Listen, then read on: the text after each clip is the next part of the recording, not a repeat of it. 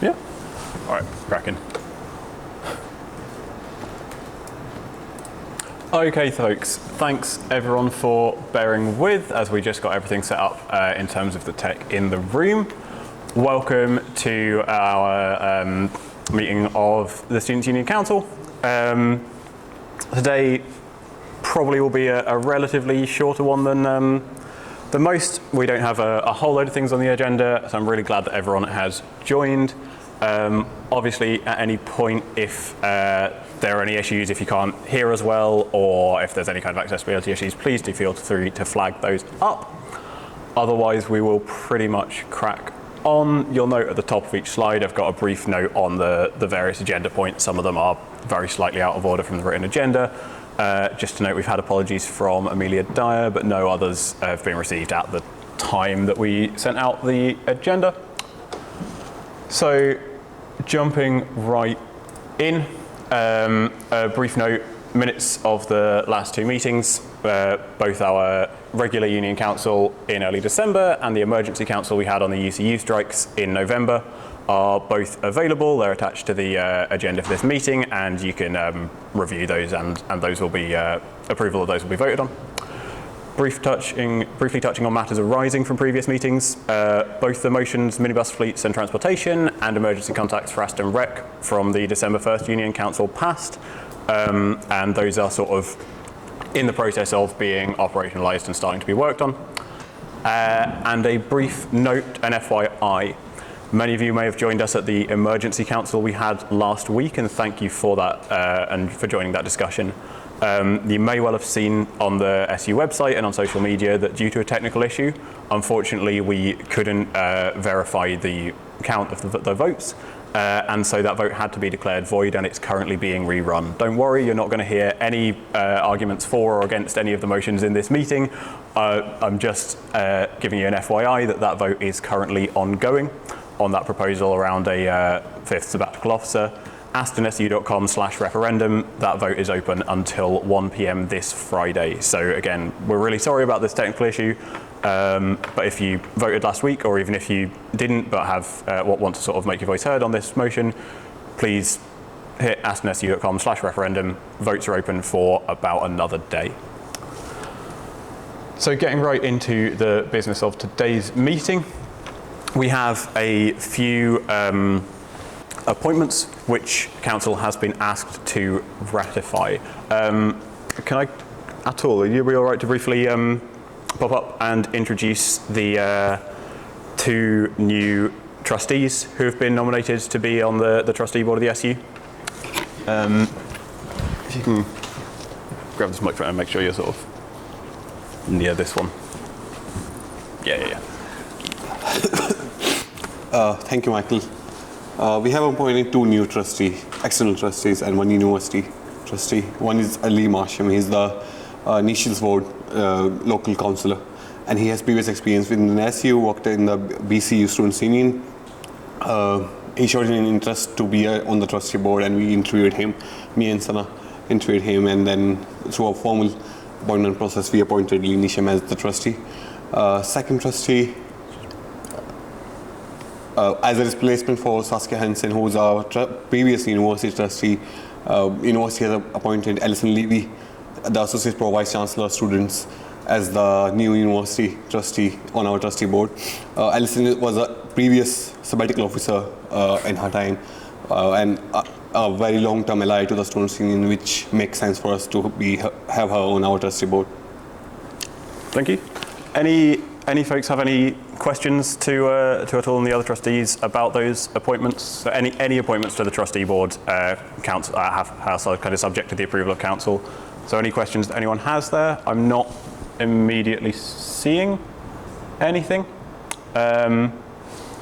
Fantastic, thank you. So the approval of those trustee appointments, the voting for that will be open with the regular council voting from this meeting. Another item for council approval. Atul just mentioned Saskia Hansen, who was previously the university nominated trustee on our trustee board. She was the Deputy Vice Chancellor for Engagement and had previously been Deputy Vice Chancellor for International Students, and was also Interim Vice Chancellor for a while. She'd served on our trustee board for a very long time and been a really strong ally of the Students' Union and always been really dedicated to putting students first. She left Aston at Christmas and has been nominated for honorary lifetime membership of the Students' Union. That's pretty much the kind of highest award that the Students' Union can give to anyone. It means that they are technically a member of our organisation for the rest of their life. They're entitled to kind of receive updates on what the Students' Union is getting up to.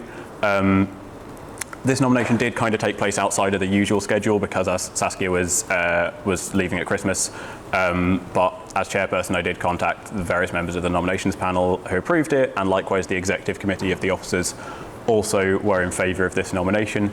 So again, council has the final approval over any nominations of honorary lifetime memberships, and Saskia here has been nominated. Again, any questions, any comments that anyone has on this? I am not seeing any. Fantastic. Again, voting to approve this nomination will be open next week, and our regular sort of schedule for nominations for honorary lifetime memberships and positive commendations will be forthcoming in a few months' time.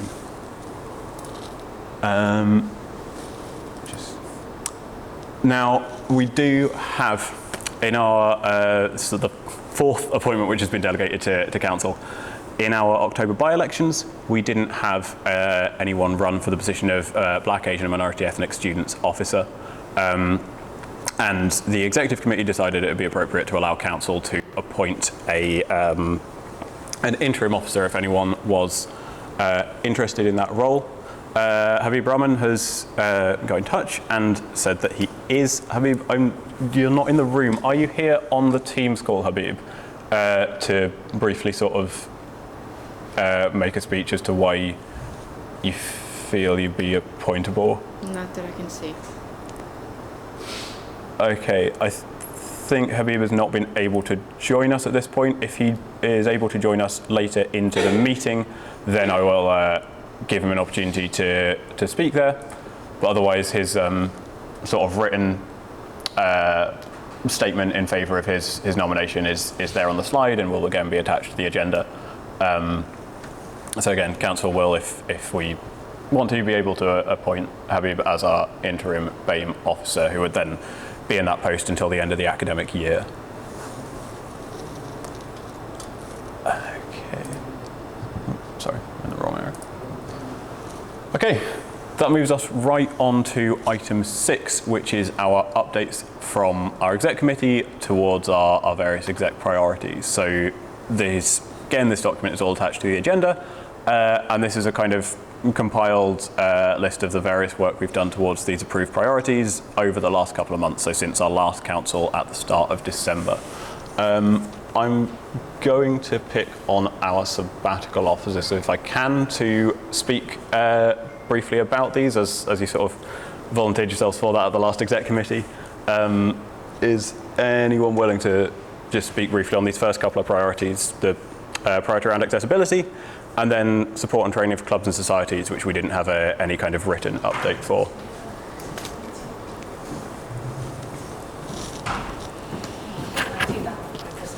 Thank you. So, mainly for the accessibility bit is we got a joint project that we done with the university for the accessibility, audit, right? Yeah, and I believe that Michael will give us an update whenever that actually comes out for the result and everything. So not only our building got assessed, but also the university does. So we will know what's actually going bad or going good or whatever. Another thing is we did a video when it was Disability History Month. So a video was describing like how lift use can affect like people that have disability, but also promoting that people will have hidden disabilities. So just trying to promote to be nice to people, basically. So that is sort of what we've been working on for the accessibility. And I guess the only thing I was going to mention is recently the ground floor toilet have been closed because of issue of there's a dirty water issue leaking down to the engineering room downstairs. So now they have already been fixed, and then now it's already been reopened. So yeah, that's kind of part of the accessibility thing, because it kind of is more accessible for people to use it, basically. But yeah. Fantastic, thank you. Any comments, questions on this priority, on the work that we've done around accessibility? I am not seeing any. Do we have any verbal updates on this priority around support and training for clubs and societies? The nature of these priorities is that different things are priorities at different times, so it's entirely natural that we might not always have anything to note against every single one. I am not seeing anything immediate to note on those, but thank you. I'm just seeing a hand raised. Paddy, if I'm 1 second, if you have something briefly to note, go for it.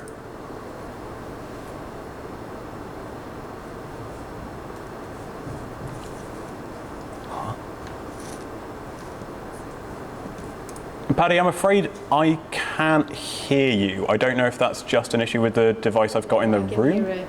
It's just Okay, that's frustrating. Those of us in the room can't seem to hear you, unfortunately, but the Teams call seemingly can. I'm just going to briefly see if I can correct that. Sorry, 1 second.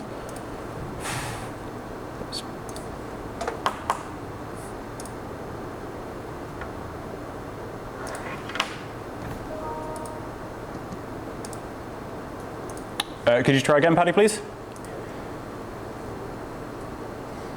Testing. Yep, we've got you. Thank you. Thanks for bearing with. Cool, no worries. Those of you who don't know me, Paddy, I was the civil students officer until this January. I just wanted to say that I think it's only appropriate that Angel gets a shout out as the new accessibility, as the new civil students officer, and she be given an opportunity to say anything if she wants to. Hi, thank you so much for that introduction. Yeah, hi everyone. So I'm Aston Johan. I'm studying a master's in international finance and accounting, and I'm the current DSO, Civil Students Officer of Aston. And it's nice to be here. Thank you. Thank you both. That was a very, very good point, Paddy, and Angela, it is great to have you on board. And I'm sure the whole council looks forward to seeing what you kind of continue to do and work on in the role. So I want to then touch on our next priorities, the work towards our support for international students and support during the cost of living crisis. Again, I'm kind of looking towards our back officers if anyone wants to jump in and outline what we've worked on here. Adora, thanks for being a willing volunteer, Adora. there's some stuff that I might need Arthur to fit in, but I'll try to do my best.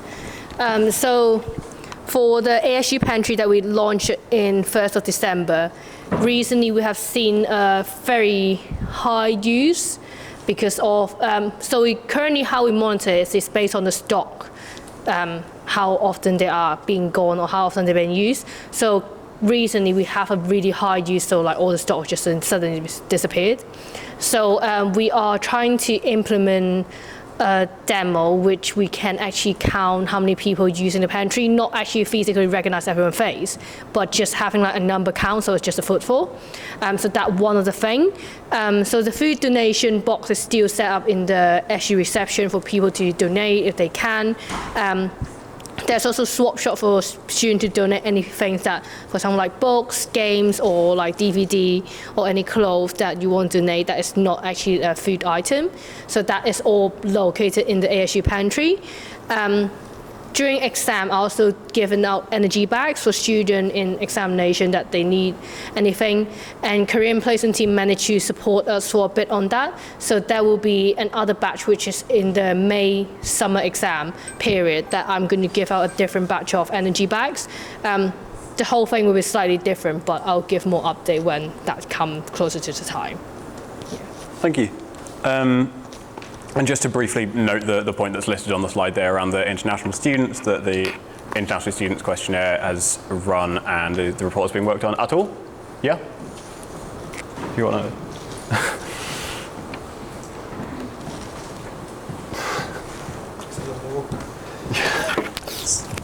Just want to mention one point. Just this Tuesday, it got approved and finally launched. The transport subsidiary university has sent out emails to all the eligible students. By the end of this week, they'll be sending out emails to all the eligible students, and they can claim their £10 back of bus pass every month until June. This has also been, we worked for it last term, but it has come in place this term. So it also has been done. The total budget of £240,000 have been allocated for this particular thing. Fantastic. Thank you for the update. I am seeing a hand up. That is Paddy again. Go for it.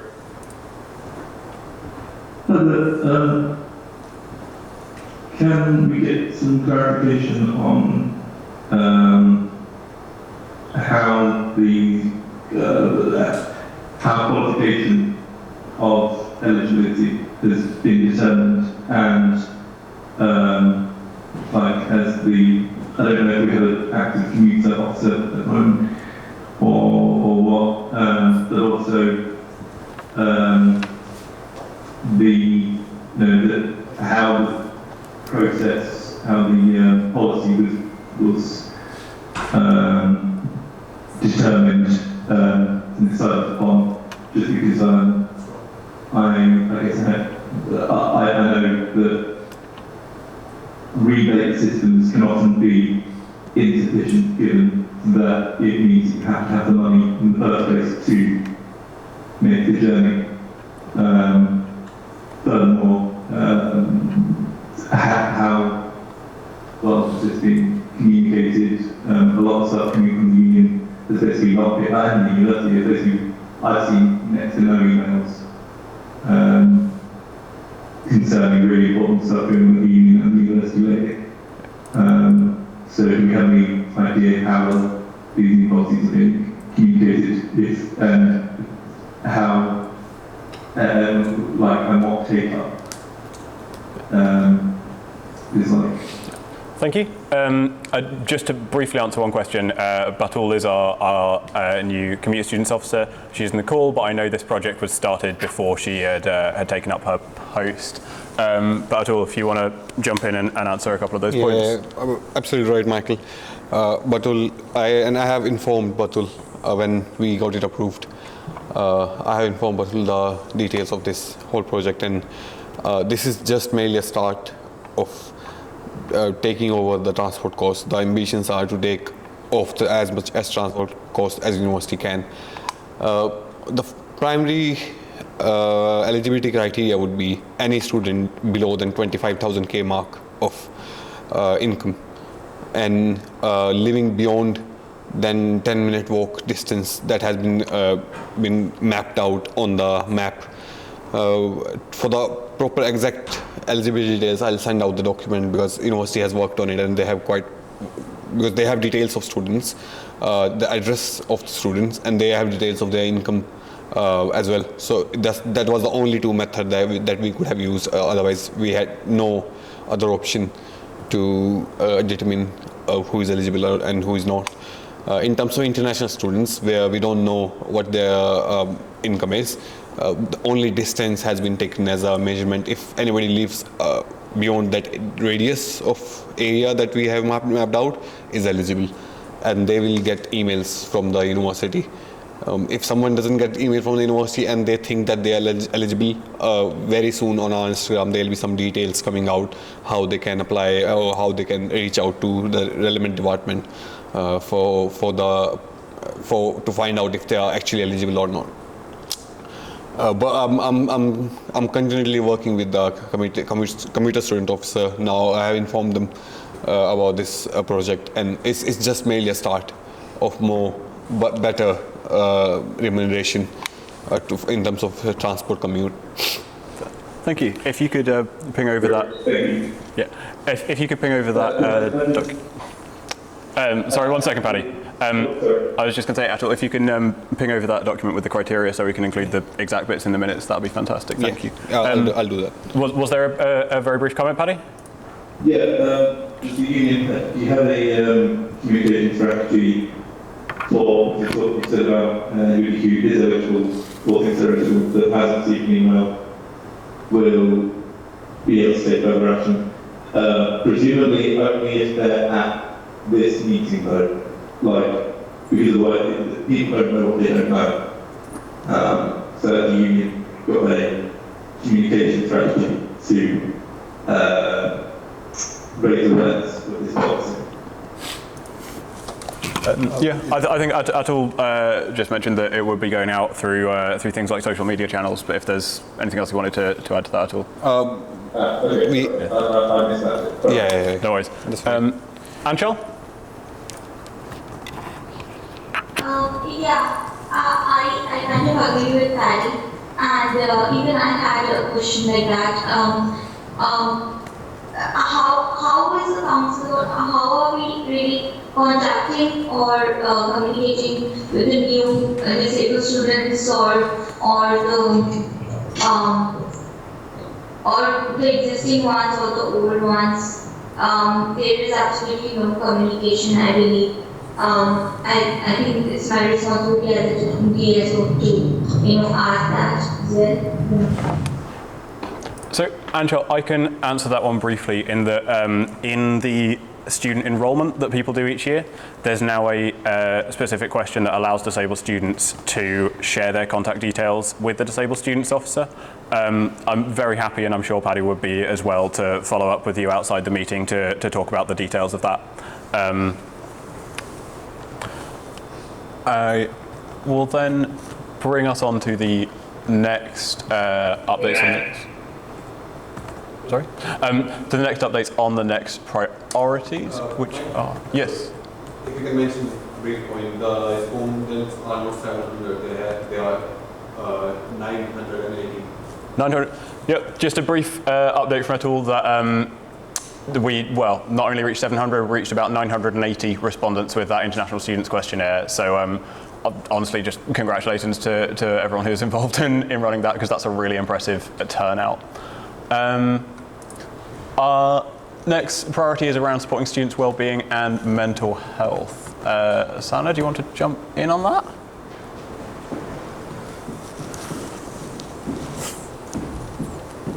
Yeah, if you grab that one and then make sure this mic can. Thank you.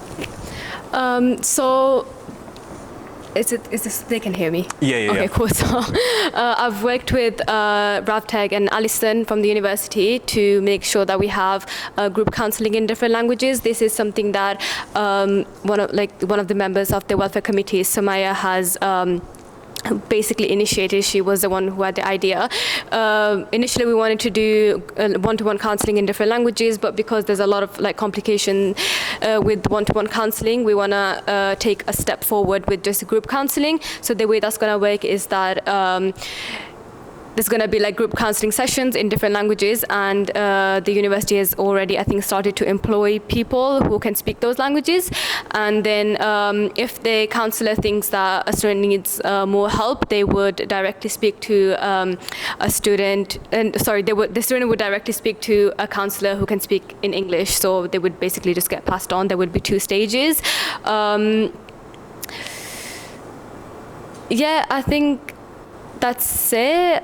In terms of the No Filters campaign, there has been videos and blogs that have been launched, and my big event for the year is going to be an art arts exhibition. So what that's going to be is that students are going to get involved, and everybody is just going to like create a painting or a sketch, or it could be like even like a poem or an article or anything to do with body positivity and eating disorders. And we would basically just have a day and all the art would be showcased to everyone just to raise awareness. Is that it? Yeah, thank you. Cool, thank you. Yeah, and question in from Paddy, go for it. Given the sensitivity of issues such as body dysmorphia and eating disorders, and the fact that, for want of a better phrase, the eating disorder community, within the eating disorder community, there are different ideas about what are helpful and healthy approaches to eating disorders. How do you basically what any consultations with relevant people to discuss like the material you're going to be putting out, and also have you got people you're going to be providing content warnings and how? Thanks. So the question was like, given the kind of sensitivity of the topic and the sort of different opinions that there are around, what kind of like consultation have you done to make sure that the information you're putting out is appropriate, and are you putting things like content warnings and so on so that people kind of know what they're about to see and hear about? Yeah, so in terms of content warnings, so the videos that I'm posting, the eating disorders no filters videos, so like at the start, there's already like, oh, now we're going to discuss about the types of eating disorders, so students already know what they're about to watch. And the videos and the blogs and any information that I'm putting out, I'm getting it confirmed by the university mental health counselors and people first, just so I know that I'm putting out the right information. So it's nothing that I'm putting out that it's not being confirmed, basically. If that answers your question, Paddy. Thank you. Thank you. Yeah, I guess my concern with these sort of things, in particular with that I have some experience in the area, is, I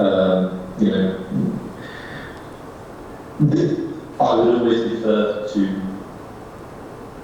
people's experiences in the sense of, that's not mine, like, that's not saying to me, but to, like, when it comes to appropriate material,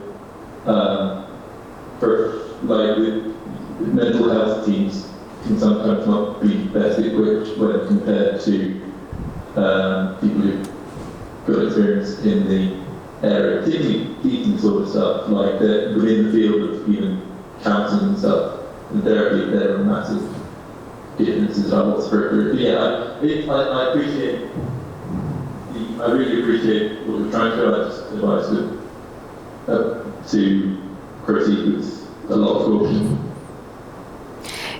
Yeah, so basically all the information that I am putting out there is obviously some of it is from my own research, but most of it is the documents that the university officially has for eating disorder and body positivity and everything, and I'm happy to pass that document to Michael so he can share it with you guys. So I'm basically taking all the information, I'm basically making the videos and the posts and the articles out of the information that the university gave me, so it's already been confirmed by them since it's their document, if that makes sense. So I'm happy to share the document with you guys as well.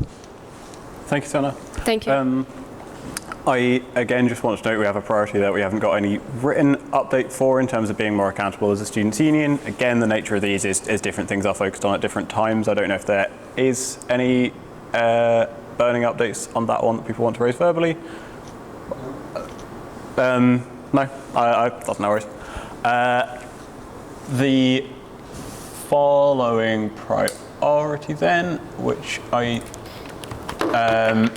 improving democracy and accountability of the university. I am probably looking at Adora for this one again.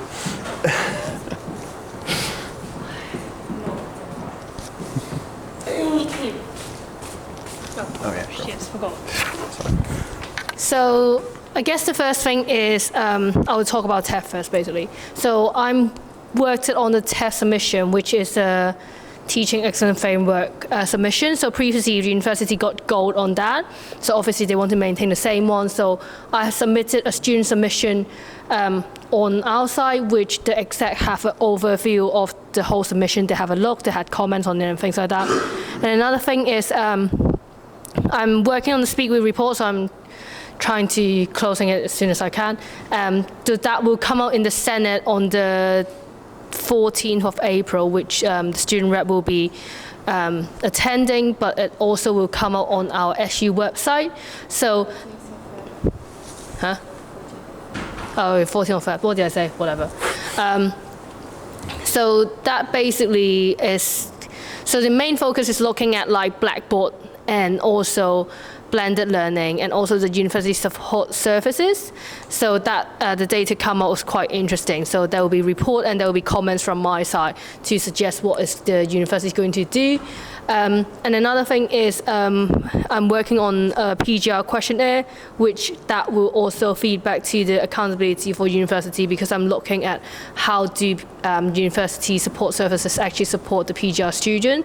So that will be an interesting data which will not happen until March time, so I should be able to feedback probably like April council. If not, something will go out on the website basically. Yeah. Fantastic. Thank you. The final point I want to note that's touched on at all, yeah? That's that last one. Yeah. Yeah, not me.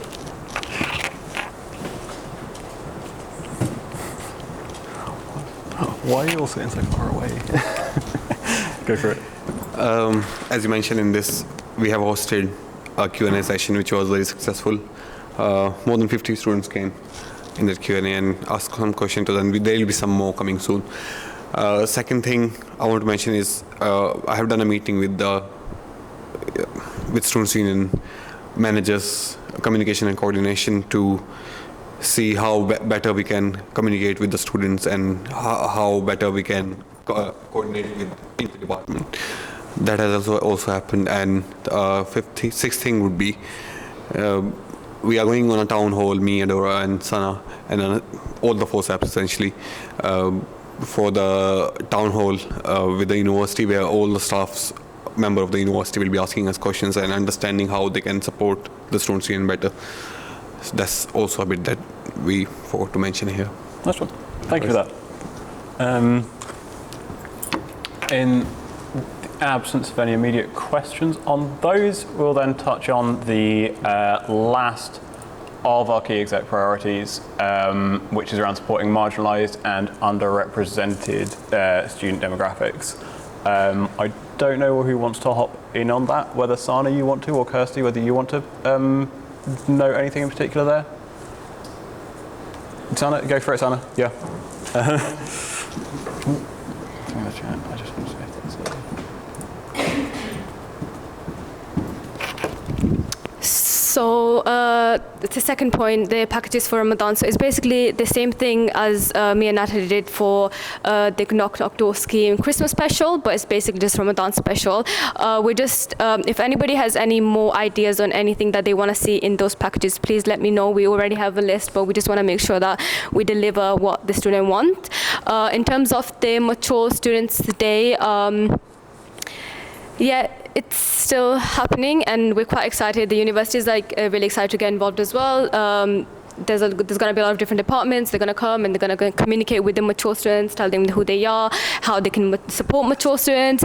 And in terms of point number 4, we are trying to find a way to support students who are parents. It's just that we can't really seem to find a person.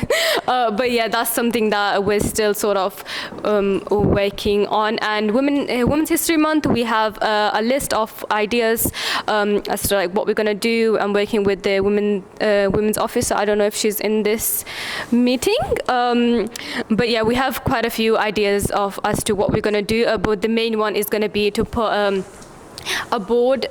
In different weeks we're going to put a board in the main building, in the SU, MLK and the library, and people can just write a positive message for all the women, and also other ideas that you guys will see in March. Yes, that's all from me. Thank you. Kirsty, if you want to jump in on the specific points related to your role, Kirsty, please feel free. Yeah, so the situation ongoing with Sport Aston, yeah, it's still ongoing. Still working towards getting the focus group set up. So hopefully we'll get that up and running soon. LGBT History Month is this month, February. So we've got a host of events running. So we're doing a movie night every Tuesday. We've got a history walking tour of Birmingham run by Rob from the MLK. We're taking a trip down to the AIDS and HIV memorial. We've got a bar crawl running, and we've got a drag bingo event going on at the end of the month. So yeah. Fantastic. Yeah. Thank you. Again, I'm not seeing... Yep, question from Paddy. Go for it. But I kind of changed my mind, but just courtesy.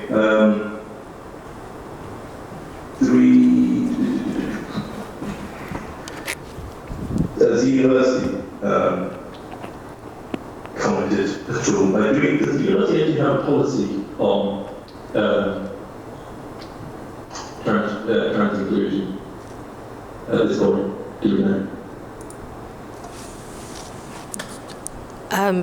Personally, I don't know within the university what their policy is. I can look into it. Right. No, I'm just thinking that I suppose I'm a bit concerned that we're into February now, and at this rate we could have an entire year of first-year students, an entire group of first-year non-binary or trans people who have been met with quite a hostile environment from Sport Aston. Yes. So, in regard to Sport Aston, there are facilities that can be used. So there is space for transgender and non-binary people. It just isn't as widespread, and it's only in the swimming pool. So, although it is a long-term goal, the hope is to get gender-neutral changing rooms. But again, that relies on the focus groups and the needs, because we need to take a plan to the university to ask for the money to put that in place, which unfortunately is taking longer than I had hoped originally. Yeah, that's it. Yeah, no, the university moves at glacial speeds. I don't blame you at all. I was just, I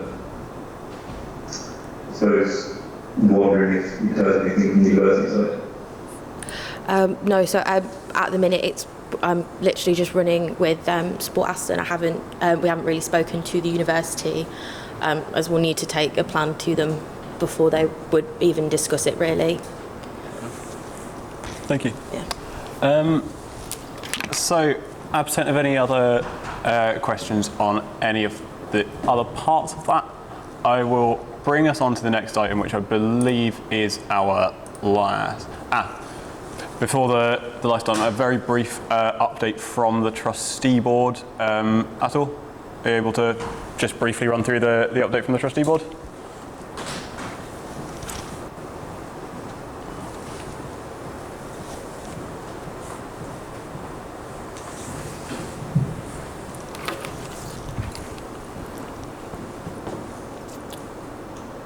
The last trustee board we had is in December, and we talked business as usual. The different thing that has happened was discussion of the new sabbatical officer role in that meeting. Other than that, after the trustee board meeting, this January month is quite important for the budget setting. The university has changed their approach, how they used to ask us for budgets, and which comes as a good sign, because before we need to apply for the budget, and we used to get budget for the new staff member in August. But now this time, when we apply for the SIF funds in February, which means we can start looking for the new staff member, and we will have money in August, which essentially means that we will have more time and less than a term saved for the recruitment process. Other thing is, which is a really exciting thing as well, is a conversation with Chaiwala. We have passed some formalities with them, and now it's in a final stage of there's just construction that need to be starts now, and it's been blocked by the university estate team, which will open soon. It won't take much of a time, but it will take some time from now here, 1 or 2 months. We'll have Chaiwala on our campus. Fantastic. Thank you. Again, a quick question from Paddy. Go for it. Yeah, sorry, how are the unions, well, how is the union determining, well, who in the union is determining our requests for the university in terms of like what we need, what we want, etc. And how are we doing that? Is it being like are students being given opportunity to feed into this? There are different ways of understanding and constructing budget. The primary responsibility is on Max as the chief exec officer to make sure that the union as an organization financially is able to run in future. So they see how much expenditure we incurred this year, and to keep business as usual, this much expenditure we need, and what are the new things that we're trying to introduce. And they try to create a budget envelope for this next upcoming year and for future 2 more years, which is in total 3 years. But it is the prime responsibility of the chief exec officer to create that envelope and to see how much, even in terms of inflation, how much money do we need in future to pay off our salaries and revenue expenses and capital. We don't have many capital expenses, but more revenue expenses. They decide how much money and how much envelope do we need for the next year. Thank you. I just want to note a quick question from Anas in the chat asking to whether that means the budget for future years will be actively requesting more funding for staff to solve some of the kind of operational issues. Absolutely. It is our responsibility as council to put pressure on staff, if I be very clear, to ask that there are operational needs, and we have made it very clear as a medical officer team that there are operational needs that are not being fulfilled, and union need more staff in terms of getting those staff in and having our operational admin work more fluid, more systematic, and more fast, if we want to put it in that way. We have seen numerous requests, and staff understands it. And Max, in his plan discussion with me, he agrees that we need more staff in terms of, but they also refer to a point where they say that we are eliminating, so not just staff, but introducing some digital solutions to the existing problems that we have. So we are also looking, we are not only looking into the staff perspective, which is also essential, and we will be bringing more staff in, but also introducing some digital solutions. Like for example, there's in a communication and coordination meeting, we have discovered that there's numerous tasks that staff has to do which are not at all important. Universities have 3 different channels where our staff have to upload if there is any event, which is useless. So we are trying to create these processes streamlined, and which would cut the need of doing mundane work, but rather do more things that are actually impactful.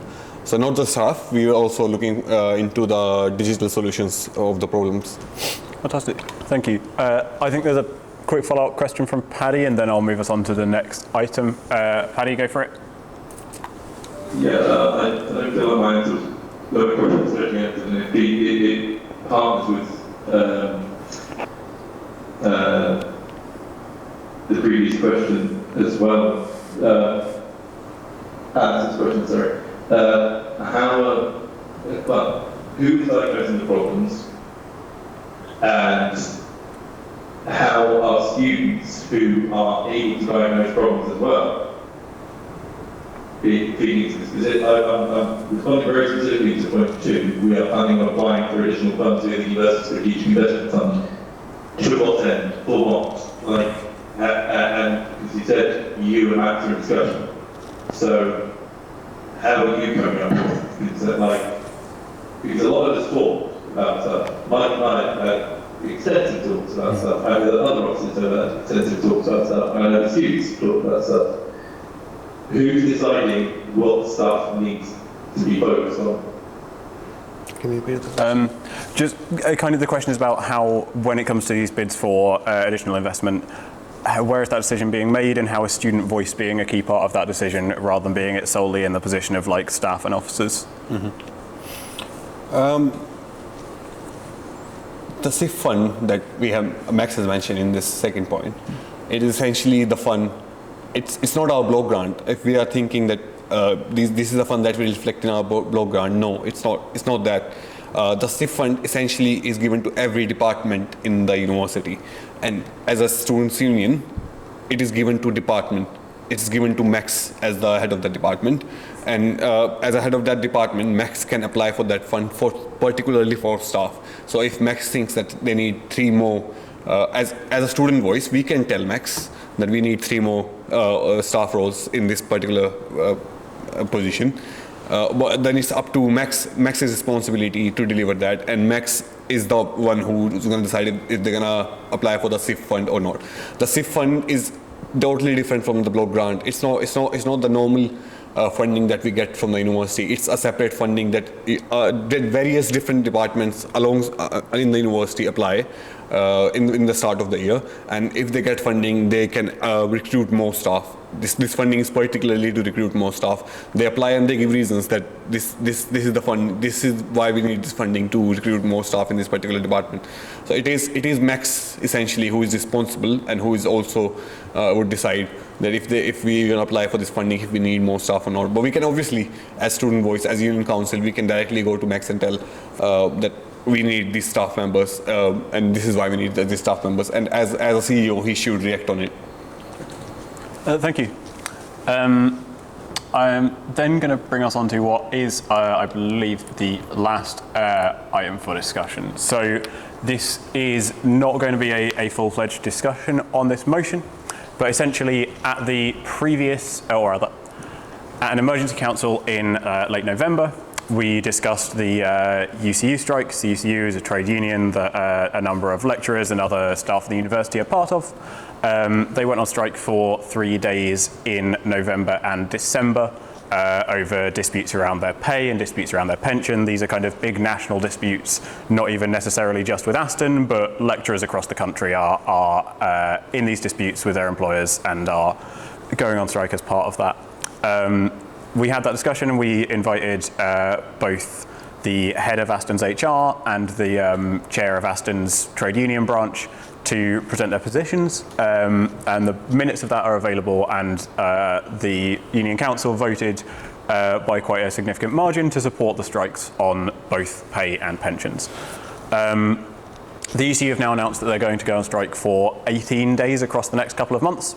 And essentially, as an executive committee, as a committee of officers, it was felt that because this is quite a significant increase from the previous 3-day strike, it would merit coming back to Union Council and kind of confirming that the Students' Union is still in support of these strikes. So the motion here is just noting that we've previously determined that we supported those strikes, that the upcoming strikes are a quite notable escalation, and the motion here is that we resolve to continue to stand in solidarity. Just for clarity, that doesn't necessarily mean that the entire executive committee does feel that we support the strikes, but the purpose of this motion is to have an opportunity to go back to students and ensure that, given the changed situation, the Students' Union still feels, or indeed see if we don't feel, whether we support the strikes. I want to open this up briefly. This is going to be a short discussion, probably no more than about 10 minutes, because the detailed discussion on the strikes and the industrial action, as I say, has been had in November, and we've discussed that extensively, and the minutes of that are available.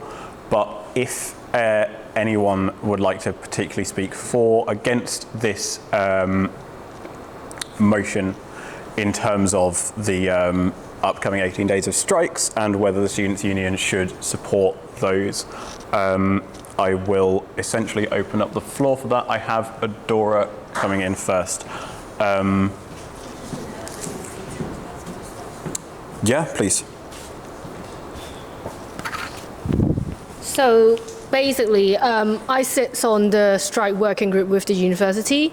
So they are in progress of trying to figure out what is the least disruption can we do, either to push things online, or as some of the departments, they have like deadlines draft for final year project, or even for the deadlines of the actual final year project, like is actually due during those times. So I'm in conversation with them to chase up what is going to happen. Will they give extension or anything like that? I'm not promising saying that they were going to give anything, but this is a conversation that we're having, and the university do aware that there is disruption for a lot of people. As the previous one at the first day have just happened, which is on yesterday, that day did affect quite a lot of things, because not only university on strike, but also teacher, train, whatever that can go on strike just basically went on strike. So alongside with these days, there are quite a lot of things will be disrupted, such as like train or even teaching. So even some lecturer, they want to come in if they need to travel from train, or if they have childcare that they're not going to school anymore, that still affects them. So university is trying to figure out what get disrupted and what not get disrupted. I'm having another meeting tomorrow about this, so we'll get a bit more update on what's actually going on and what university put in place. And I understand that the main bit that we want to find out is if the final year project is affected and is falls under those dates, what is going to happen for the student. But yeah, that's everything I'm going to say. Yeah, thank you. I do just want to note, while we're in the process of kind of information and clarifying, just to make it abundantly clear that the vote here will be about determining essentially the SU's opinion about the strikes. We don't have any influence over whether the strikes take place. Voting for it, voting against it is not going to have any impact on that actual industrial action, whether it happens. It's just to determine as an organisation whether we are in favour of them or not, just to clarify that.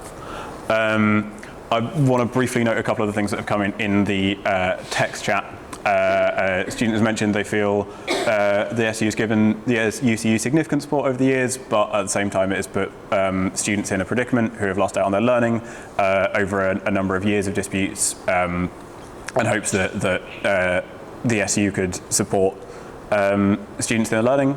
I know a student felt that the distress that students experience during strike periods should be directed at the university as the employer, rather than at the actual lecturers who are on striking, because the university management, as all university managements are part of the organisations that decide the pay and the pension issues that lecturers are facing. I have a hand up from Paddy, if you want to speak. As you have up to about 3 minutes if you want to speak, or less, of course. Yeah, thank you. That second comment was from me. Just to clarify, the reality of the situation to me is that yes, we are suffering as a result of these strikes. However, I personally can't expect my teacher to come in and teach me for less than it costs them to pay their rent, for less. Without job security, without pension security. I can't ask them to, to me, it'd be wrong for me. To me, my suffering or detriment should not be resolved by ignoring or causing suffering from my teacher. The teachers, this strike is part of a huge strike, the wave of action that's going on in the country at the moment, and what needs to be understood, in my opinion, is that people don't want to go on strike, and they don't get paid when they're on strike, and the only people who can resolve strikes are management. They're the other employees. And so, whilst we are under a lot of distress, I don't think it's right for us to complain at teachers who are, having to. It's right for us to complain, absolutely, but I don't think teachers should be the target, because they're only there because they have to because they come to the conclusion that they have no other choice, are the pressure that we can express from our distress should be aimed squarely at those who have the power to do anything about it, and that's the employers, i.e. the university. And if we pay the university without about a minute left, the teachers, then they will say, well, look, teachers are all the things who are suffering. We need to say to the university, no, you need to do your bit in the organisation that you belong to make sure our teachers have job security and can pay their benefits. Like that's just, that's why people work.